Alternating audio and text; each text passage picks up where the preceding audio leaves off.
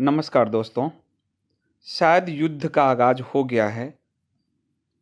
भारत ने पाकिस्तान में मसूद अज़हर यानी आतंकवाद के ठिकाने पर हमला किया था, लेकिन पाकिस्तान ने आज भारतीय सैन्य ठिकानों को निशाना बनाना चाहा। जी हाँ, भिंबर गली, केजी टॉप, नरियान के इलाके में जो भारतीय सेना का सप्लाई डिपो है, उस पर हमला करने के लिए आज सुबह पाकिस्तान का F-16 विमान आया था, लेकिन चूँकि भारतीय वायुसेना तैयार थी, इसलिए वो इसमें सफल नहीं हो सका। उसने इधर उधर कुछ बम गिराए और वो भाग रहा था, जिसमें हमारे मिग विमान ने उसका पीछा किया। हवा में ही ये आपसी टकराव हुआ, जिसमें हमारे मिग विमान ने, MiG-21 ने F-16 को मार गिराया और मिग भी क्रैश हो गया उसमें। लेकिन मिग गिरा पाकिस्तान के हिस्से में, जिस कारण हमारे जो पायलट थे मिग के वो अभी मिसिंग हैं। पाकिस्तान का ये सुबह दावा था कि उसने 2 विमानों को मार गिराया है, लेकिन अभी जो हमारे विदेश मंत्रालय के प्रवक्ता रवीश कुमार ने जो प्रेस कॉन्फ्रेंस किया, उसमें साफ साफ उन्होंने जो कहा उसका मकसद ये कहना था कि हमने कल जैसे मोहम्मद के आतंकवादी ठिकानों पर हमला किया था, लेकिन आज सुबह पाकिस्तान ने हमारे सैन्य ठिकानों पर हमले का प्रयास किया। हमारे MiG-21 ने पाकिस्तान के एक लड़ाकू विमान को मार गिराया, वह पाकिस्तान की सीमा में गिरा। इसमें हमारा MiG-21 भी नष्ट हो गया।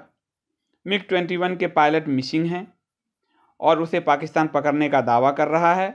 इसके बारे में हम लोग जानकारी जुटा रहे हैं। जो सूचना आ रही है वो पायलट अभिनंदन वर्धमान हैं, जिनके बारे में है कि वो मिसिंग की सूचना आ रही है। पाकिस्तान यही नहीं रुका। पाकिस्तान के प्रधानमंत्री इमरान खान ने एक धमकी वाला बयान भी दिया कि हमारे लिए हमला करना ज़रूरी था, हम एक संप्रभु राष्ट्र हैं। अभी उन्होंने ये बात कहा और पाकिस्तानी सेना के प्रवक्ता ने भी यही बात कहा कि जवाब देना मजबूरी थी, हमने दिया। लेकिन इमरान खान और पाकिस्तानी प्रवक्ता के बॉडी का लैंग्वेज बता रहा है कि वो डर डर कर बात कर रहे हैं, डर डर कर बोल रहे हैं।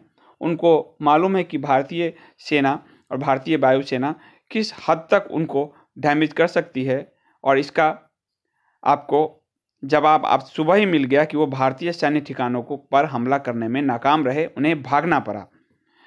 और जिसमें F-16 बहुत ताकतवर विमान है पाकिस्तान का, अमेरिका से खरीदा है पाकिस्तान ने। ये मान के चलिए कि 3 मिग विमान अगर होंगे तो जाके F-16 का जो मुकाबला कर पाएंगे। लेकिन हमारे सैनिक इतने बहादुर हैं कि उन्होंने जान की परवाह किए बगैर उसको मार गिराया। इसलिए ये तो तय हो गया कि जंग होगा। हमने आतंकवादी ठिकानों को टारगेट किया था, उन्होंने हमारे सैन्य ठिकानों को, और कोई भी संप्रभु राष्ट्र चुप नहीं रह सकता। हमारी भारत सरकार चुप नहीं रह सकती, हमारी वायुसेना, हमारे सैन्य ठिकाने। इसलिए आज सुबह से ही आप मान के चलिए कि प्रधानमंत्री कार्यालय में लगातार बैठकों का दौर जारी है, और जिस तरह से पाकिस्तान गिड़गिड़ा रहा है, वो शायद अपनी जनता को बताना चाह रहा होगा कि हमने बदला ले लिया है। लेकिन अब जो भारत की तरफ से बदला जाएगा, जैसा कि वित्त मंत्री अरुण जेटली ने कहा भी है कि अब कुछ भी संभव है, तो वो पाकिस्तान को दहलाने वाला हो सकता है, और पाकिस्तान भूल कर भी शायद अब खड़ा ना हो पाए, क्योंकि भारत में एक ऐसा प्राइम मिनिस्टर है जो मर्सी देने के बिल्कुल ही मूड में नहीं है। उनको मालूम है कि पाकिस्तान के साथ एक आखिरी जंग होगा, उसके बाद ही पाकिस्तान अपनी हैसियत में आएगा। एक फेल नेशन, एक असफल राष्ट्र, एक असफल इस्लामी राष्ट्र, उसको हमेशा भारत से दुश्मनी है, क्योंकि उसके अंदर जिहादी मानसिकता है, उसके अंदर जो है इस्लामिक राष्ट्र की अवधारणा है, और जो हिंदू से और हिंदू कंट्री भारत से हमेशा जलता रहा है। इसलिए मेरा मानना है कि युद्ध तो शुरू हो चुका है, आप इसको मानिए। बस ये है कि पूरी दुनिया जो है भारत के पक्ष में है। चाइना ने भी पाकिस्तान का जो है को कहा है कि आतंकवाद आप ख़त्म कीजिए। शायद पाकिस्तान दुनिया को ये दिखाना चाह रहा है कि हम भी हमला करेंगे और फिर युद्ध रोकना हमारे हाथ में नहीं होगा, वो दुनिया को दिखाना चाह रहा है। लेकिन भारत अब तो नहीं छोड़ सकता। भारत ने एक जिम्मेदार राष्ट्र की तरह सिर्फ उसके आतंकवादी हमलों पे हमला किया था। पाकिस्तान में भी आतंकवाद से उतना ही पीड़ित है। पाकिस्तान अगर साफ होता, आतंक के पीछे ना होता, तो वो कहता कि ये अच्छा किया कि आपने आतंकवादी ठिकानों पे हमला किया और हम मिलकर आतंकवादियों को ख़त्म करते हैं। लेकिन असल में पूरा राष्ट्र ही आतंकवादी है। पाकिस्तान की सेना आतंकवादी है, पाकिस्तान का प्राइम मिनिस्टर आतंकवादी है, पूरा पाकिस्तान आतंकवादी राष्ट्र है। इसलिए उन आतंकवादियों को आतंक पे चोट पसंद नहीं आया और उसने आज सुबह जो हमले की धृष्टता की है, उसकी कीमत उसे F-16 विमान खोकर चुकाना तो पड़ा है। और वो जो टारगेट लेकर आए थे, वो टारगेट भी वो पूरा नहीं कर सके। हमने अपने मिग खोए हैं, लेकिन आप ये मानकर चलिए कि हमारे मिग ने उसके F-16 पे कंट्रोल कर लिया। हमारे मिराज उतरेंगे तो उसके F-16 के साथ क्या होगा।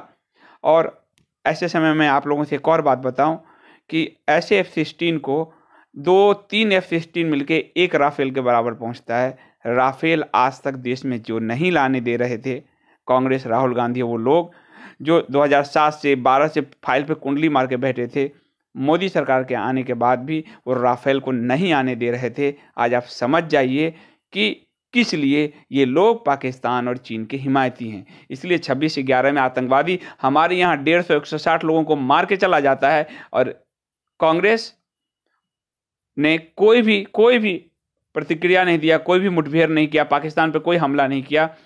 इसलिए हमारा जो राफेल नहीं आ पाया वो पाकिस्तान और चाइना के पक्ष में ही समझिए।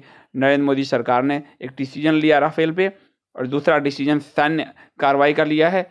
देखिए और आगे क्या होता है, लेकिन मानकर चलिए युद्ध तो शुरू हो चुका है। धन्यवाद।